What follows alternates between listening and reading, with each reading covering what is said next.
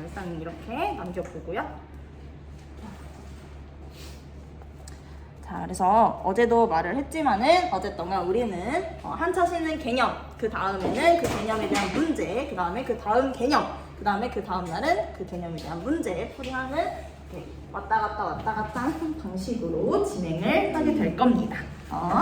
이렇게 할 거고요. 당연히었어. 트로프 어디 가는 거야? 자, 좋습니다. 자, 그러면 한번 시작을 해보도록 해볼게요. 일단 여러분들 문제 다 풀어왔나요? 풀어왔어요? 지금 풀고 하면 돼요. 오케이. 너무 목감기가 심해서 어제 저 병원에 못 갔는데 오늘은 꼭 가야 될 것 같습니다. 이거 왔어요. 자, 그렇다면 조금 연결하는데 시간이 있었지만 선생님 여기 다 표시를 해놓은 게 있었거든요. 이 파일이. 근데 이 파일이 지금 안 올라가서 어쩔 수 없이 좀 수기로 표시를 하면서 해봐야 될 것 같습니다. 일단 모든 문제를 다 같이 풀어보기보다는 좀 중요한 핵심 부분 위주로만 일단은 풀고 갈 건데요. 일단 첫 번째, 자, 여러분들 만약에 정답지 있으면은 정답지도 출력하면 좋고 아니면 PDF로 떠도 좋고 선생님이 구글 클래스에다 파일 올려놨어요. 아니면 EBS 홈페이지에서도 수능 특강 답지는 무료로 올라와져 있으니까 그 파일 다운받으시면 됩니다. 그래서 어쨌든 간 첫 번째 보면요 나와 있을 거예요. 오늘은 이렇게 시행착오가 있는 날인데 이해를 해주시면 감사하겠습니다. 일단 첫 번째 이 문제는요 어떤 거를 위주로 보는 거냐, 바로 뉴런의 구조에서 보는 문제였습니다. 그래서 일단은 핵심 포인트는 뉴런의 구조이다. 이거네요, 여러분들. 이 어플이 익숙하지가 않아서 이 정도로. 자, 뉴런의 구조인데요. 일단은 이 문제에서 봐야 될 것. 일단 주어진 질문을 꼼꼼히 읽는 게 중요합니다. 그래서 기억 디귿은 가지돌기, 축삭돌기, 낭세결절 중에 하나이다 라고 한다면 일단 이 기미디부터 채워놓고 가봐야겠죠. 자, 볼게요. 일단은 이 기억 부분, 소세지들 사이에 있네요. 어떤 부분일까요? 그렇죠. 이거는 낭비의 결절이다라는 것을 알 수가 있고요. 그 다음에 이 니은과 디귿 둘 중에 하나는 가지돌기, 하나는 축삭이라고 하는데요. 자, 교재 6장 한부 파일 하나씩 가져가시면 되겠습니다. 그래서 자, 볼게요. 일단 가지돌기 뭐였어요? 여러분, 자극을 수용하는 부분이죠. 그러면 어떻게 되겠어? 특징이 쭉쭉 뻗어 있겠지. 가지들이 뻗어 있겠죠. 지금 디귿과 니은 중에 어떤 부분일까요? 그렇죠. 디귿이 바로 가지돌기가 되겠고요. 반면에 가지돌기에서 쭉 뻗어 나온 이 부분이 바로 축삭돌기가 되겠습니다. 자, 이렇게 일단은 표시를 해놓고 습관을 길들여야 돼요. 기미디가 있으면 일단은 기미디부터 찍고 그 다음에 문제를 풀어보면 되겠습니다. 자, 일단은 한번 일단 다 훑어볼게요. 기억 지문 보면요. 기억 부위에 누런 새콤하게는 나트륨 통로가 있다. 맞습니까? 결절 부분에? 네. 있죠. 그러면 어디에는 없을까? 결절. 그렇죠. 이 말려있는 마리지 부분. 왜죠? 그렇죠. 정기적 전연체 역할을 하고 있기 때문에 여기는 전화가 통하지 않습니다. 그렇기 때문에 이 마리지 부분은 없지만 그 사이사이에는 결절에는 통로가 있다라는 것을 알 수가 있습니다. 자, 니은 볼게요. 니은 말단에는 시냅스 소포가 있다. 자, 우리 어제 흥분의 전도와 전달 이렇게 했는데 전달은요 두 뉴런 사이에서 흥분이 전달되는 과정이었죠. 그랬을 때 우리 어떤 순서로 간다고 했을까요? 선생님이 축하를 할 때는 어떻게 해야 된다? 뭘 불러야 돼? 축가를 불러야 된다. 그래서 축삭돌기에서 가지돌기 방향으로 흘러가야 된다라고 했죠. 자, 볼게요. 그러면 니은의 말단에는 시냅스 소포가 있다. 맞습니까? 맞죠. 그래서 축삭 말단에 있는 시냅스 소포 안에 있는 신경 전달 물질이 다음 시냅스 후 뉴런의 가지돌기의 소형체에 결합해서 전달이 된다라고 했기 때문에 전에 축삭돌기에는 있다라고 했습니다. 자, B의 디귿에 여기 가지돌기 부분에 역치 이상의 자극을 주어졌어요. 그러면 A의 기억에서 A의 여기 기억 낭비의 결절에 흥분이 다를까요? 아니요. 왜죠? 가지돌기 시계. 그쵸? 우리가 어떻게 해도 돼? 전달. 여긴 지금 시냅스잖아요. 두 눈이 끊어져 있는 부분이란 말이야. 그럴 때는 항상 축삭돌기에서 가지돌기 방향으로만 흘러갈 수 있지 가지돌기에서 축삭으로는 못 갑니다. 그렇기 때문에 아무리 여기에 자극을 주어도 여기는 못 간다. 그래서 이것은 틀린 질문이 되겠습니다. 그래서 답은 3번이고요. 자, 일단은 이런 식으로 좀 문제를 좀 키워드를 하면 좋은데 아직까지 개념이기 때문에 좀 다 보고 갈게요. 자, 이 두 번째는요. 주요 핵심은 바로 활동전입니다. 자, 이거는요. 어제도 말했지만은 정답지 위에 보면은 수업 종목으로 카테고리가 있어요. 일단 얘는 활동전에 대한 문제다라고 보시면 되겠습니다. 이제 그 중에서도 문제를 조금 보고 간다면요. 문제의 키워드. 일단은 시간차를 주고 서로 다른 주문을 준 거예요. 그랬을 때 활동 전이의 발생 빈도를 나타낸 것이다 라고 나타나고 있습니다. 활동 전이의 빈도를 나타내고 있어요.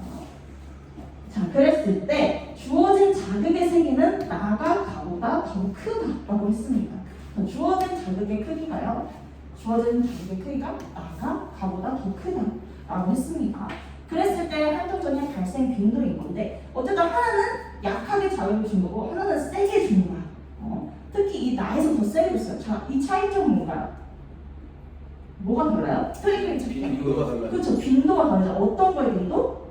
활동전이 발생. 그렇죠. 활동전이가 발생하는 빈도가 달라지는 거죠. 아무리 자극이 세진다고 해도 활동전이 그 크기가 변하진 않아요. 그렇죠. 얘가 세다고 해서 얘가 이렇게 올라가진 않지.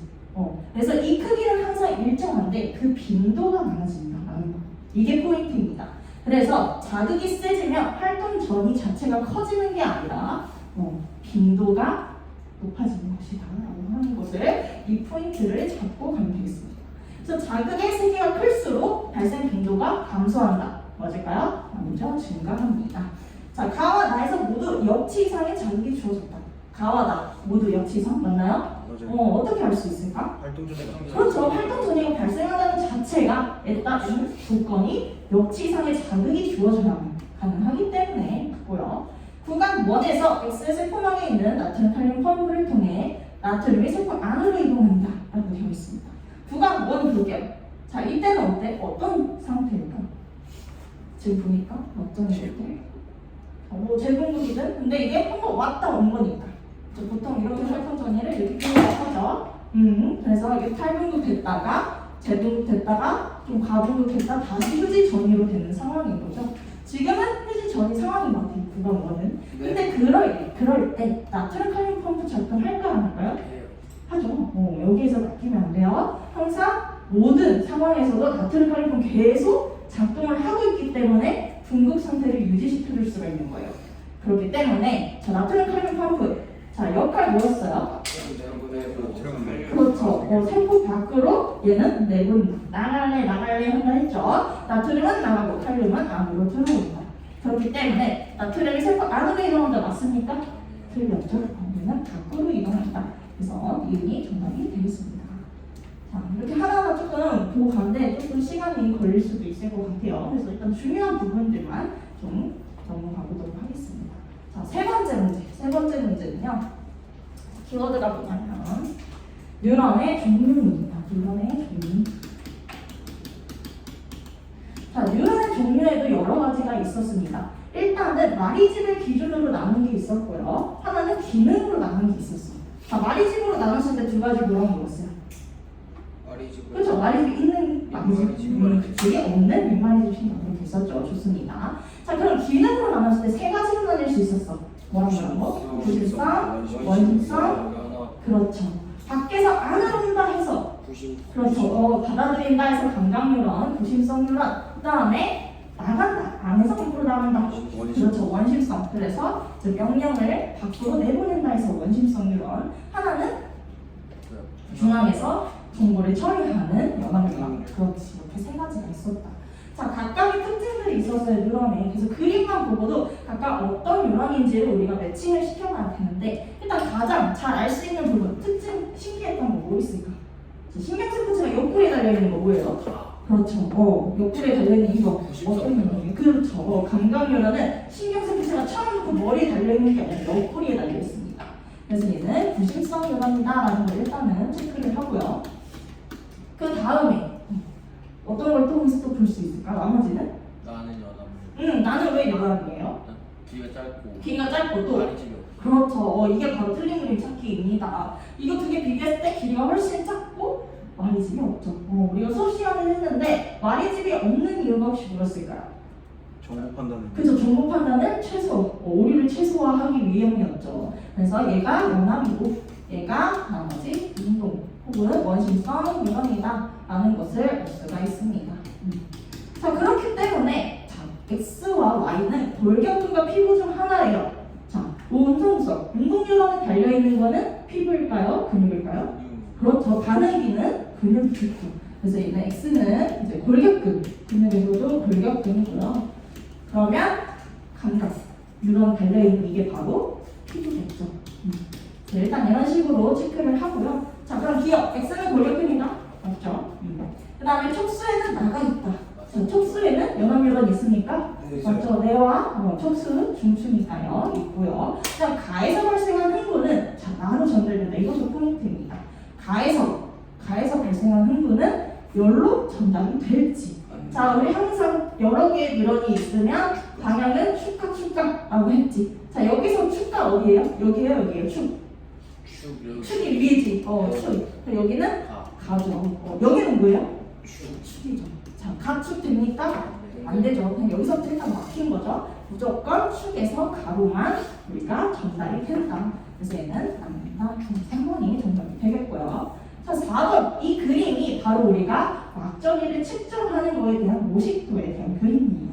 그래서 세포 밖과 안에 전이를 이렇게 차별을 두고 잰 거예요. 그랬을 때 이제 전압계가 그 차이를 측정하는 게 우리가 흔히 알고 있는 막정이다라고 보면 되겠습니다. 자, 그랬을 때 자, 여기 문제를 이런 것도 잘 봐야 돼. 역치 이상의 자극을 주고 8분극의 한 시점이래요. 8분극의 한 시점일 때 자, 측정 막정이와 이온 통로 A를 통한 나트륨의 이동을 나타내는 것이다. 그랬을 때 가와 나는 밖과 안 중 하나이다 라고 하네요. 자, 어떻게 접근하면 좋을까? 일단 8분극이야. 역시 받았어요. 그쵸, 역치를 받았어요. 역치세 자극을 받으면 일단 뭐부터 열려? 그렇죠, 나트륨부터 일단. 자, 어떻게 될까, 나트륨이? 들어와요. 그쵸, 통로가 열리면은 밖에 항상 나트륨 농도가 높았잖아요. 그죠? 항상 펌프가 밖으로 했기 때문에 저희가 콸콸콸콸 안으로 쏟아서 들어오게 됩니다. 자, 그러면 들어오게 되는 거. 얘가 밖에서 안으로 들어올 것이기 때문에 방향성은 뭐가 바뀌겠어요? 가와 나중에? 가가 바뀌겠지. 그렇죠. 그 다음에 나가 아니겠네요. 자, 그럼 기억 볼게요. 가는 세포 바퀴가 맞네요. 자, A를 통한 나트륨 이동에 ATP가 사용한다. 자, A가 뭐였어요? 이온 통로. 자, 이름 자체가 통로예요. 통로와 펌프는 다른 개념입니다. 펌프는 계속 ATP를 사용해서 능동수송으로 농도가 적은 쪽에서 높은 쪽으로 이동시켜주는 거지만 반대로 통로는 어디에서 어디로 이동을 시켜주는 거? 그렇죠. 농도가 높은 곳에서 낮은 쪽으로 확산을 시켜주는 거지. 그렇기 때문에 에너지 소모가 없습니다. 그렇기 때문에 사용되지 않는다. A를 통했을 때. 근데 펌프를 통한 거에는 어때요? 사용된다. 맞습니다. 자, T1일 때, 탈분극의 한 시점 T1일 때 칼륨의 농도는 세포 바퀴 안보다 높다. 어떻게 해석됩니까? 자, 칼륨은 이때 어디가 높아요? 그렇죠. 안이 더 높겠죠. 안이 높을 때, 자, 여기는 뭐라고 나와있어요? 세포 바퀴 안보다 더 높다라고 되었네요. 그러면 틀린 질문이겠다. 자, 답은 1번이 되겠네요. 정답 맞나요? 어디까지? 맞겠죠. 프로그램 친구들은 다 잘 겁니다. 네, 이런 식으로 우리가 어제 했던 그런 개념들을 쭉 볼 수가 있었고요. 다음 부분 한번 넘어가 보도록 할게요. 문제가 많이 어려운 문제들이 많아요. 꽤 이점 치고는 좀 어려운 문제들이 많기 때문에 우리는 또 개념에 가까운 문제들만 위주로 좀 보도록 하겠습니다. 자, 그러면 5번 넘어갈게요. 얘는요 똑같이 막전이랑 관련된 건데 이온의 막투가도와 관련된 문제다라고 생각하시면 될 것 같습니다. 자, 막투가도 말 그대로 막을 투과하는 이온들의 정도를 나타낸다라고 생각하면 돼요. 자, 이것도 문제가 들지만 어쨌든 간 우리는 겁먹지 않아도 됩니다. 자, 얘도 똑같이 역치 이상의 자극을 주었을 때 살포막의 한 지점에서 막정리를 측정했대요. 근데 얘는 이제 막정리보다는 이온의 투과도를 시간별로 측정을 한 거예요.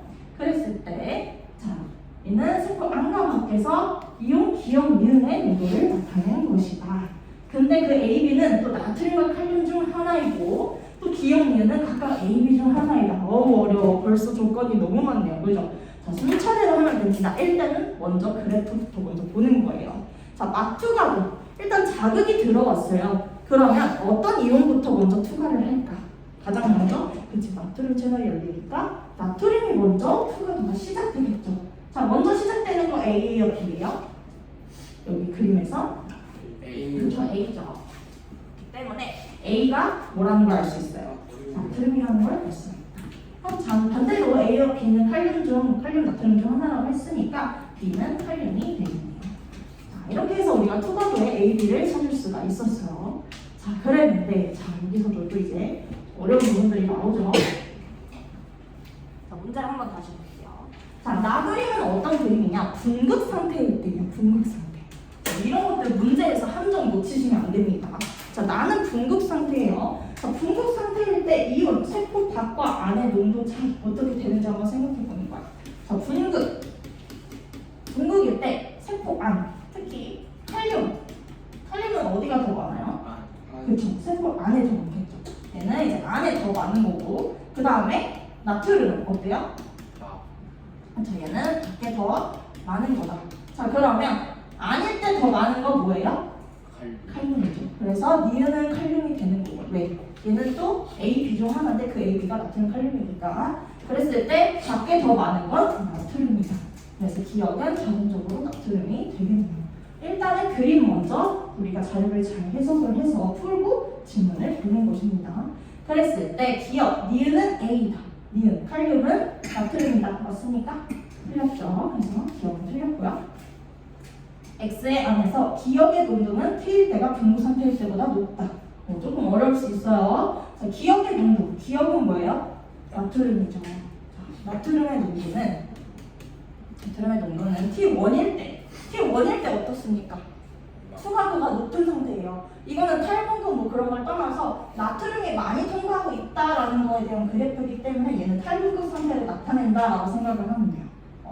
그랬을 때 T1일 때 분급 상태예요. 그러니까 즉 탈분급 상태일 때 분급 상태일 때보다 어때요? 높습니까? 맞을까? 그치? 어떻게 돼? 우리가 나트륨 통로가 열리면 밖에 있던 나트륨이 안으로 들어오니까, 그죠? 안으로 들어오니까 분급 상태일 때는 없었던 나트륨이 막 들어오니까 당연히 탈분급일 때는 더 안에 나트륨 농도가 높아지겠죠. 그렇기 때문에 얘는 맞는 보기가 되겠습니다. 자, 그러면 T2일 때 이온 통로를 통해 T2일 때, 자 여기 볼게요. 자, T2는 어떤 지점을 나타내고 있나요? 그렇죠. 칼륨이 가장 투과도가 높을 때야. 그러면 우리 활동점에서 어떤 부위에 해당될까요? 다시 그치 제분도 다시 활동 막정리가 낮아지는 상황이겠죠. 그랬을 때 이온 통로를 통해 니은 칼륨이 X의 안에서 밖으로 확산된다. 자, T2일 때 어쨌든 제분국이에요. 제분국 상황일 때 X의 안에서 밖으로 확산되는 거 맞나요? 그쵸? 뭐 제분국일 때 안에 칼륨이 높았던 게 밖으로 확산되는 거니까 이것도 맞는 보기가 되겠습니다. 그래서 4번 얘도 좀 난이도가 있는 문제였습니다. 왜냐하면은 해석을 해야 되고 그거에 대한 문제를 또 한 번 더 짚어봐야 되기 때문에 특히 니은과 디귿 보기 여러분 잘 체크해두고 균형 잘 잊어버리지 않게 체크해두세요. 자, 그 다음에 그래서 시간이 막 쭉쭉쭉 흐르고 있는데요. 일단 6번 근데 여기서부터 하니까 좀 중요한 거? 근데 다 중요해서 뭔가 빼놓고 가기가 좀 그렇네요. 자, 일단 여기서는 여러분 접근법만 조금 설명을 해줄게요. 자, 일단 얘는요. 하나는 정상유형이에요. 특히 가는 정상유형. 근데 나는요. 뭐 하나 달라요. 돌연변이가 생긴 거예요. 근데 어떤 돌연변이? 이온 기억 통로에 이상이 있는 돌연변이 유형이라는 거예요.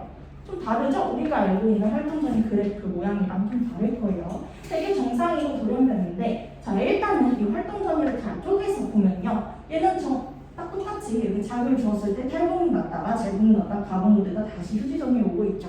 근데 얘는 어때요? 뭐가 달라? 이것도 틀린 그림이야. 그치. 제공이라서. 그치. 탈분무까지는 여기까지는 똑같아. 그치. 여기까지 똑같이 일어나는데 재분무기 어때요 얘는? 너무 느리지. 여기까지 오는 시간이 너무 길잖아. 그치? 얘에 비해서. 자, 그러면 어떤 통로에 이상이 있다라고 볼 수 있어? 그렇지. 재분급은 항상 K 플러스 칼륨 통로에 이상이 있다. 그래서 기억은 칼륨이다라는 것을 알 수가 있네요. 그래서 이렇게 풀어보시면 될 것 같고요.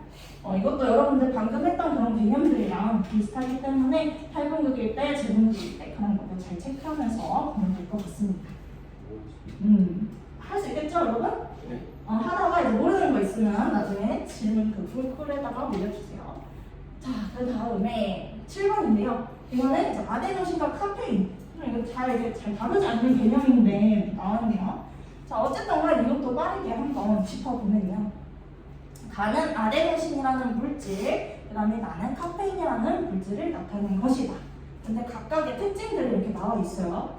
자, 아데노신은 일단은 좀 어려울 수 있지만 아데노신 수용체에 결합을 합니다.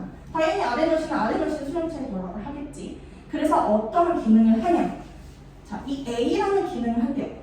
이 A가 뭔데? 시냅스 이전 뉴런의 축삭도시가 알당해서 신경전달 물질이 방출되는 것을 억제한대요. 그러니까 방출이 못되게 하는 거야. 아데노신의 기능은. 자, 그러면 카페인은 뭐 하는 녀석이냐? 얘도 똑같이 아데노신 수용체에 결합한대요. 누구 대신? 아데노신 대신. 원래 아데노신 건데 아데노신에 카페인이 이게 물질이 모양이 비슷하게 생겼다 보니 결합을 할 수가 있는 거예요. 이제 그렇게 하다 보니 얘는요 어떤 기능을 가지냐? 아데노신은 아니잖아. 그 대신. 그치? 그렇기 때문에 얘랑 똑같은 기능을 하는 게 아니라 흥분 전달을 오히려 촉진하는 거예요. 얘는 흥분 전달을 촉진하지 않는 것, 얘는 촉진하는 것. 기능이 반대죠. 그래서 카페인을 많이 먹었을 때 기능이 뭐냐라는 거에 대한 문제를 묻는 것입니다. 뭐 이런 것들 당연히 카페인에는 아데노신 수용체 결합할 수 있는 부위가 있으니까 붙겠죠. 맞겠고요. 카페인을 섭취하면 A가 억제된다. 자, 카페인을 먹었어요. 그러면 이 A라는 게 억제될까요? 아니겠죠. 오히려 반대라고 했죠. 촉진이라고 했잖아요. 그죠? 그래서 얘는 틀린다. 과도하게 우리가 커피 마셔서 혹은 술 마셔서 카페인 섭취하면 신체의 부작용 나타날 수 있을까 없을까? 너무 당연한 말이다 이건. 그지? 흥분 전달을 촉진하니까 너무 과도하게 신경전달이 흥분되는 거죠. 그래서 맞다. 그래서 기기. 자, 그래서 이제 근수축까지 났습니다. 우리가 저번 4가지 카테고리에서 배웠던 게 뉴런, 흥분의 전도, 흥분의 전달, 근수축 이렇게 4가지였는데 벌써 이제 마지막 개념들을 좀 볼 수 있게 됐네요. 자, 이것도요. 여러분 항상 가져야 될 습관. 문제를 그냥 이거를 날려버리는 습관이 있을 수도 있어요. 항상 꼼꼼히 달려야 돼요. 왜냐면 문제에 답이 있기 때문에. 자, 어떤 사람이 뭐 하는 과정이래요? 팔을 펴는 거야. 굽히는 게 아니라. 그치? 이런 것들 잘 숙지를 해야 합니다. 그거가 이렇게 놓칠 수가 있단 말이에요. 그래서 팔을 펴는 과정, 특히 이거 화살표도 나오고 있죠. 그래서 펴는 과정입니다. 자, 그랬을 때 우리 근육은요, 이렇게 안쪽 근육도 있고 바깥쪽 근육도 있어. 팔을 펼 때, 안쪽 근육 혹시 뭐라고 하는지 알아요, 여러분? 뭐라고 해요? 그렇지, 이두박근. 또 여기 바깥쪽으로. 선두박근 역시 잘하네. 그래서 여기를 이두박근이라고 하고요. 이두 이렇게 이두 형님 뭐 이런 거 많이 하지 않나요? 그래서 이유는 삼두박근이라고 합니다. 자, 그랬을 때 팔을 펼 때 각각의 근육이 수축하고 이완하는 게 반대로 작용합니다.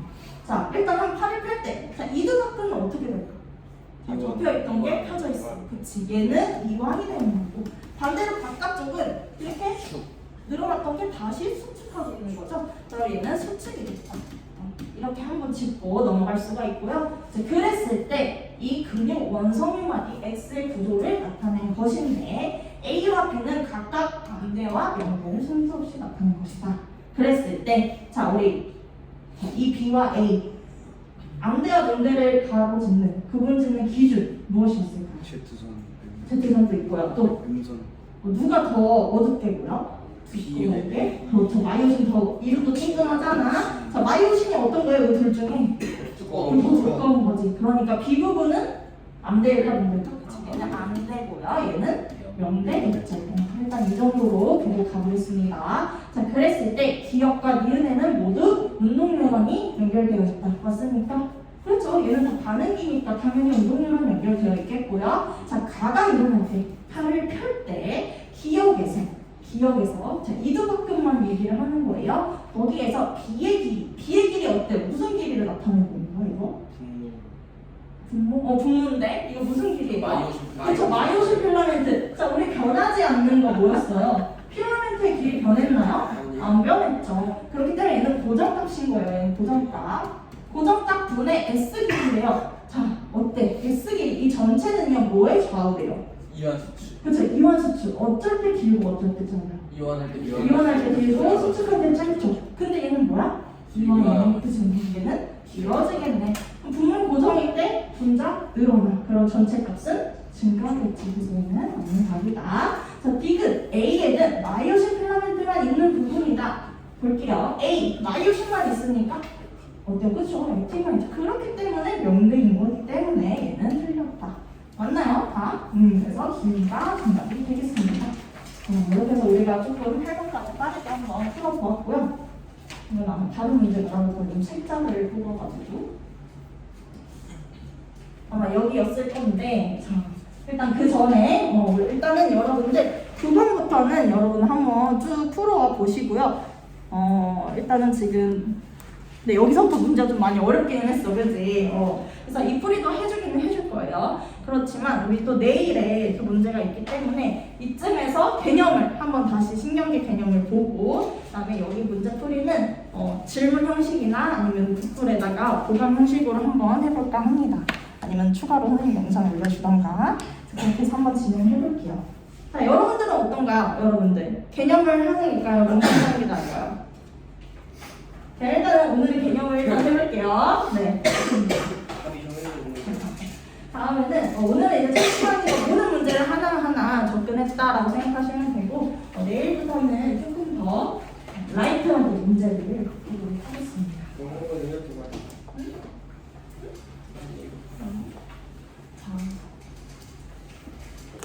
한 시간 안에 여러분들한테 뭔가 많은 거를 해주고 싶다 보니 된 것 같은데.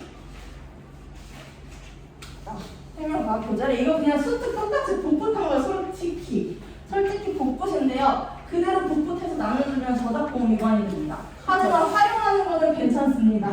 내용을 그대로 활용하는 건 괜찮기 때문에 이거는 짜깁기입니다. 그대로 복붙이 아니라. 근데 엄청나게 큰 노력이 들어갔고요. 그래서 어쨌든가 어제는 이제 공사 자극의 전달 부분 했었고요. 이거 만드느라고 이거 만드는 것도 오래 걸리더라고요. 맞아요. 그래서 오늘 이 여러분들한테 한 번에 책처럼 주고 싶어가지고 그 항상성 방어작용까지 만드느라고 어쨌든 고생을 했습니다. 이렇게까지 하고 다음 달은 유전을 또 한 파트로 해서 줄게요.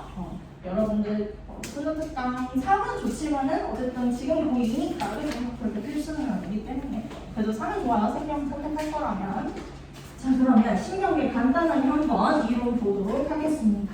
자, 일단은 크게 신경계 이렇게 나눌 수가 있고요. 자, 신경계는 또 말초, 중추와 말초 이 두 가지로 나눌 수가 있었죠. 자, 여기 보면 이 신경계 구성 나오게 됩니다. 크게 중추와 말초로 나누고, 우리 중추에서 정보를 처리하고 명령하는 뇌와촉수. 이거 아직 안 가져간 친구도 있나요?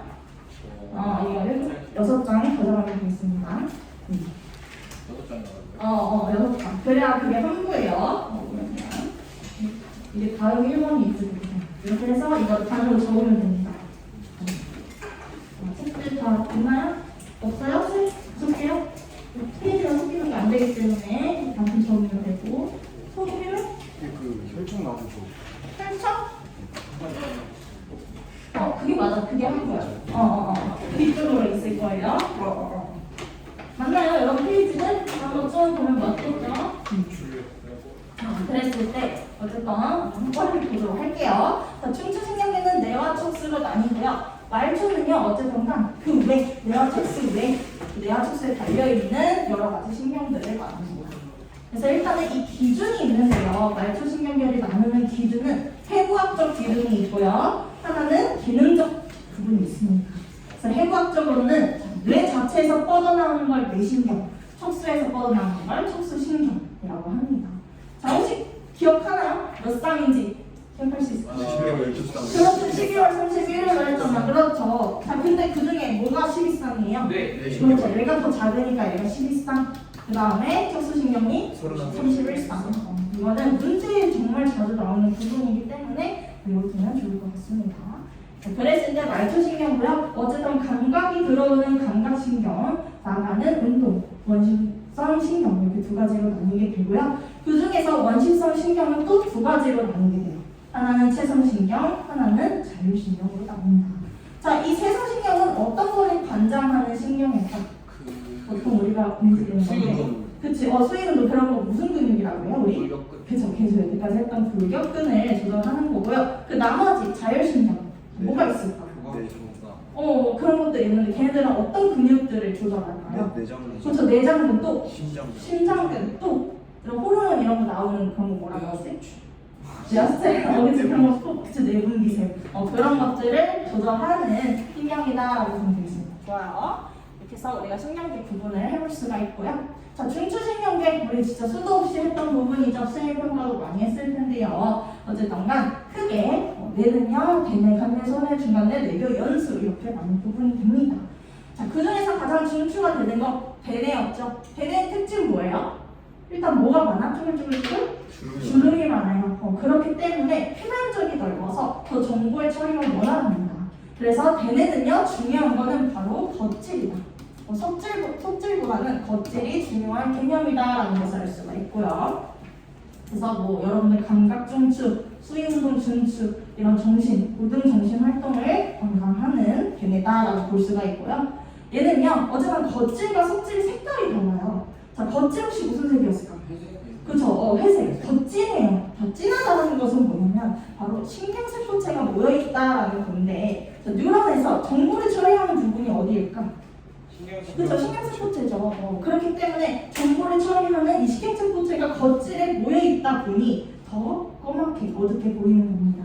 여튼 그래서 겉질은 회색질이고 기능에 따라서 감각형, 영양형, 운동형으로 나뉘기도 하며 위치로는 전두엽, 두정엽, 측두엽, 후두엽 이렇게 네 가지로 나뉘기도 한다는 거. 이거는 기본 개념이기 때문에 일단 넘어갈게요. 자, 그러면은 전두엽 뭐야? 앞에. 그쵸? 측두엽 이렇게. 그 다음에 뭐야? 뒤에는 후두엽. 그 다음에 두정엽, 정수리라고 해서 두정엽 이렇게 합니다. 그래서 어쨌든 속질은 반대로 회색질이고요. 어쨌든 이런 식으로 자반고관과 교차되는 신경 교차가 일어난다는 거. 자, 그러면 소뇌가 있습니다. 대뇌 다음에 소뇌, 뒤통수에 있는 미니어처예요. 대뇌의 미니어처 버전. 얘도 똑같이 주름이 져 있고 얘도 자반고관고가 나뉘어져 있습니다. 그래서 얘의 이제 주도인 거는 수위운동의 정교화라고 보면 돼요. 수위운동 자체는 뭐냐면 우리가 의식적으로 움직일 수 있는 걸 다 수위운동이라고 하는 거거든요. 자, 무릎 펴서 수위운동일까요? 아닙니다. 우리가 의식적으로 하는 게 아니잖아. 나 일어나야지 이렇게 하고 일어나는 게 수위운동인데 그거에 대한 중추는 대뇌고 그걸 조금 더 정교화 시켜주는 게 손해다라고 생각을 하면 돼요. 조금 피곤하죠? 조금 참아봅시다. 얘는뿐만 아니라 근력유지 이런 거 하는 그런 평행유지도 같이 강화를 하고 있다라는 것입니다. 자, 좀 내용이 많은데요. 어쨌든 여러분 다 했던 내용들이기 때문에 다 잘 알아들을 수 있을 거예요. 자, 간내 하면은 우리 지겹도록 했던 거 어떤 그렇죠. 간내 시상학도 시상. 얘네 기능이 뭐였어요? 특히 시상학의 기능은 함상성 인식이었다. 그렇죠. 그래서 간내는 이렇게 윗부분과 아랫부분으로 나뉘어서 시상과 시상하고 거기에 이렇게 체리처럼 달려있는 뭐가 있었어요? 뇌하수 체리. 그렇죠. 뇌하수 체리 이렇게 보여있지. 그 중에서도 뇌하수 앞에 있는 걸 전역 뒤에 있는 거 피용이라고 했다. 그래서 간내 이렇게 보고요. 보통은 이렇게 항상성 조절에 중요한 역할을 하는 것이다. 자, 중간뇌는요 가장 작습니다. 엄청 작아요. 엄청 작은데 자, 어떤 거의 가장 첫 번째 부분일까? 우리 뇌 뒤쪽에 있는 뇌줄기. 그렇죠. 뇌줄기의 가장 첫 번째 부분을 우리가 중간뇌라고 하는데 자, 중간뇌의 역할이 뭐였을까? 그렇죠. 우리 가운데 중자 단어에서 눈처럼 생겼다 했죠. 그래서 눈근관사, 안구운동, 눈과 관련된 건 다 중간뇌다 라는 거. 그 다음에 뇌근은 뭐예요? 그 중간뇌 밑에 이렇게 있는 다리 역할을 하는 거. 얘는 그냥 있는 역할. 손에 자방, 고방고 이런 거를 또 전달해 주는데 도움을 주는 거. 이 정도로만 알면 되고 호흡 운동도 가능한다는 거. 연수는요 뭐였어요? 뇌줄기의 가장 마지막 척수의 바로 위쪽에 있던 거였죠. 딱 연수까지가 바로 뇌입니다. 뇌. 그래서 척수는 뇌일까요? 아닐까요? 아니죠. 아무리 연수에 붙어 있어도 척수는 척수고 연수까지가 딱 뇌이다라는 거. 그래서 연수는요, 여러분 우리 몸에서 가장 좀 중요한 부분들, 심장박동, 소화 이런 것들. 그래서 중요한 것들을 관장하고요. 자, 여기서 하나 포인트는 연수는 입과 관련된 거라고 생각하면 돼요. 그래서 얘는 기침, 재채기, 하품, 침 다 뭐예요? 입에서 하는 거죠? 기침, 하품, 침 이런 것들. 그래서 입에서 하는 것들은 다 연수가 관장한다라고 생각하면 되겠습니다.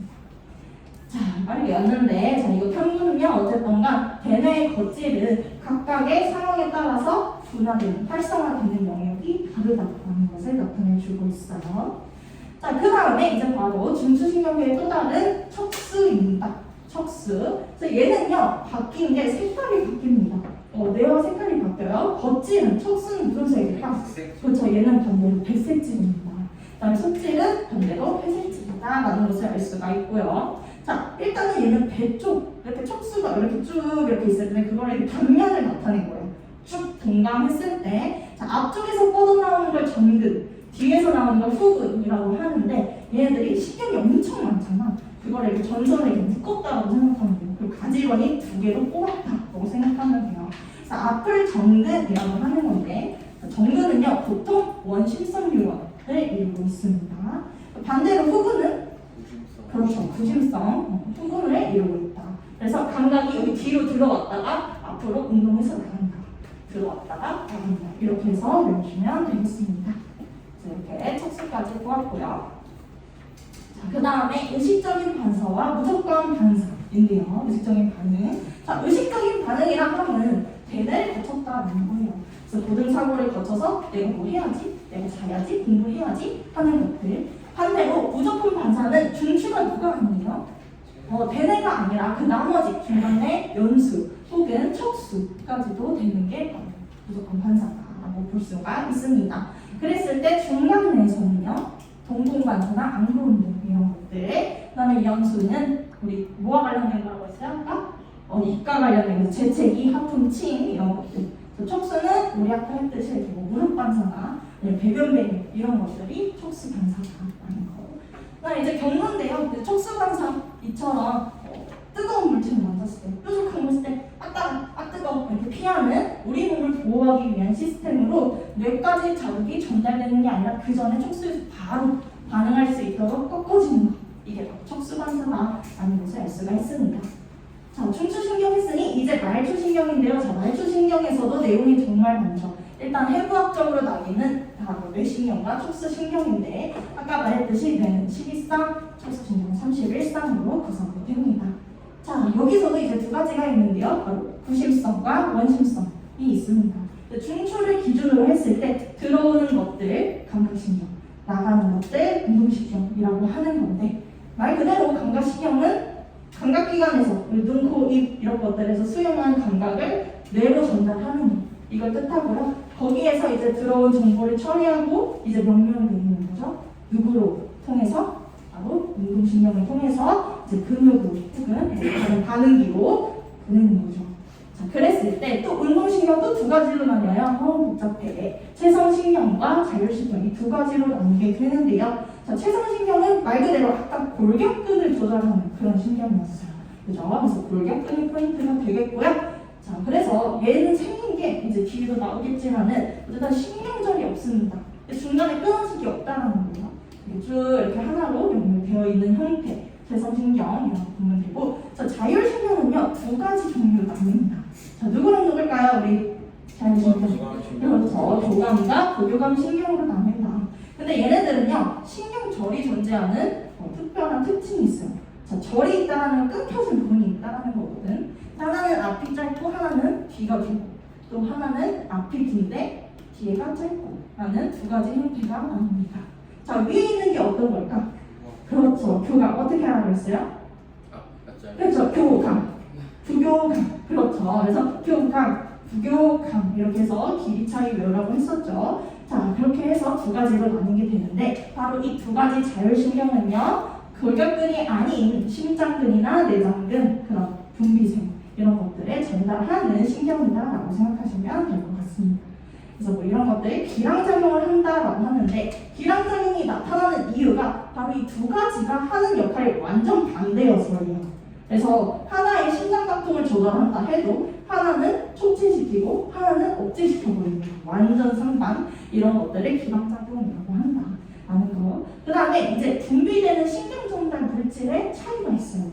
신경전달 물질의 차이가 있어요. 그림으로 보도록 하겠습니다. 자 이렇게 보면요. 자 일단은 이거는 다 원심성 뉴런이 나타낸 건데요. 최상신경은요 끝에서 어떤 게 분비되고 있어요? 아세틸콜린이라는 신경전달 물질이 근육으로 전달이 되고 있어요.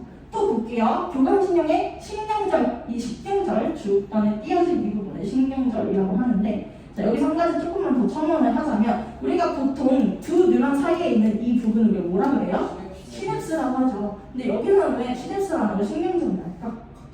같아서?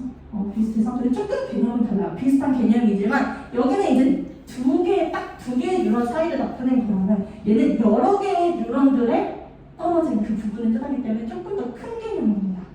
그래서 여기 이제 신경절이라고 나타내는데 그래서 그 신경절을 기준으로 이전에 있는 뉴런과 이후에 있는 뉴런 이 두 개를 나뉘게 되는데 자, 교감신경은 똑같은 신경절 이전 뉴런에서 아세틸콜린이 분비됩니다. 뿐만 아니라 이 부교감신경의 신경절 이전 뉴런에서도 아세틸콜린 얘는 뿐만 아니라 신경절 이후 뉴런에서도 아세틸콜린이 분비돼요. 자, 뭐만 달라요? 노르에피네프린. 자, 바로 교감신경의 신경절 이후 뉴런에서 나오는 신경 전달 물질만 다르게 되는데요. 자, 왜 다른 걸까? 자, 얘가 느끼기에, 이 심장이 느끼기에 둘 다 물질이 똑같아 버리면 누가 어떤 식으로 주는지 알 수 있을까요? 모르겠죠. 그런 차이점을 잘 알기 위해서 얘는 물질이 다른 겁니다. 그렇기 때문에 포인트는 바로 이 교감신경의 신경절 이후 뉴런에서 분비되는 물질만 다르다라는 것을 알 수가 있어요. 자, 그랬을 때 부교감과 교감신경의 활성도의 차이가 있죠. 자, 교감신경 어때요? 우리 교감 선생님이 오늘 좀 어떻게 한다 그랬어? 바짝 긴장한다 했죠. 그래서 싸움 혹은 도망다닐 때 주로 교감신경이 활성화가 됩니다. 자, 그래서 여기 스토리텔링 말해줬었죠? 우리 골목길에 표범이 쫓아오고 있다. 이러한 상황 생각하라고 했죠. 자, 어때? 일단은 뛰어야 될 거 아니야? 동공 어떻게 돼요? 확장되겠지. 왜? 어두운 길이니까 내가 길을 잘 찾아야 되니까 동공 확장되고요. 저 심장박동 어떻게 돼? 긴장되니까. 빨라지면서 온몸의 혈액이 순환하면서 산소 공급을 활발하게 해서 에너지를 확 바짝 끌어모으는 거죠. 자, 근데 반대로 소화작용은 어떻게 하는 게 있어? 억제된다고 했어. 얘만 억제된다고. 왜일까? 소화하는데 그래, 지금 갑자기 도망가고 있는데 소화할 때야? 아니죠. 분위기 파악 좀 해라 라는 겁니다. 그래서 소화작용 잠시 억제. 자, 방광은 어떻게 될까요? 얘도 마찬가지로 확장이 됩니다. 왜? 탱크를 넓혀주는 거야. 내가 지금 도망가고 있는데 화장실 갈 생각이 들면 일상에서 되겠죠. 얘는 확장된다. 그래서 부교감신경 이거랑 다 반대다라고 생각을 하면 되고요. 근데 여기서 이제 신경절 이전 뉴런의 바로 이 신경세포체들의 위치가 조금씩 다릅니다. 그래서 교감신경과 부교감신경의 신경세포체의 위치가 조금씩 다른데 교감신경은 대부분 이 신경세포체가 어디에 위치해 있어요? 저 척수 중간쯤에 위치해 있어요. 반대로 부교감신경은 어떻게 되어 있을까? 그렇죠. 중간에도 하나 있고요. 또 연수에도 하나 있고 또 그쵸. 그 밑에 방광은 좀 밑에니까 척수에도 있고요. 그래서 이 척수 중간이 아니라 대부분 이제 뇌에도 있다. 그래서 중간에 연수, 척수 이렇게 신경절 이전 뉴런의 신경세포체가 위치한다라는 것을 알 수가 있습니다. 거의 나왔습니다, 여러분들. 이것만 하면 이제 끝나네. 자, 한번 탐구 실험을 해봤어요. 빠르게 달려왔는데 탐구 실험 두 심장을 뽑아가지고 비커에 넣습니다. 여러분들 심장 아니니까 걱정하지 말고요. 자, 이렇게 했을 때 얘는 전기 자극을 A라는 신경에 줬고요. 얘는 B라는 신경에 줬습니다. 그랬을 때 그래프를 관찰을 해보았는데 자, A 자극 일단 이게 좀 색깔 차이가 있는데요. 연한 거는 한 요 정도 간격이에요. 근데 A 자극은 어때요? 조금 더 길어졌네요. 그렇게 해서 볼 수가 있고요. 자, B 볼게요. 자극 전은 이거래요. 근데 B 자극은 어때요? 더 길어졌죠. 자, 그러면은 뭐랑 뭐가 이걸 알 수가 있다. 자, A는 뭐라? A는 교감. 그렇죠. 잠깐만, 자극전. 아, 자극전이 반대네요, 그죠? 자극전이 이거고 A 자극이 이러니까 더 좁아진 거죠. 네. 그럼 빈도가 더 많아진 거니까 A가 교감, B는 더 넓어졌어요. 릴렉스해졌어요. 그러니까 비비한다라는 것을 알 수가 있습니다. 자, 이 나머지 여러분들 아마 신경질환 있을 텐데요. 뭐 알츠하이머 이런 거 배는, 그다음에 또 파킨슨, 도파민 분비 이상 이런 것들 여러분 잘 알고 있죠. 자, 이런 부분들 해보고 문제도 그냥 이번 문제는 이번 문제보다 쉬울 거예요. 그래도 풀어와 보시고 여러분들 구글 클래스도 꼭 들어가서 활용해 주시면 되겠습니다. 오늘 좀 빡세게 나가는데 여러분 잘 따라와줘서 너무 고생만 하고요. 수고했습니다.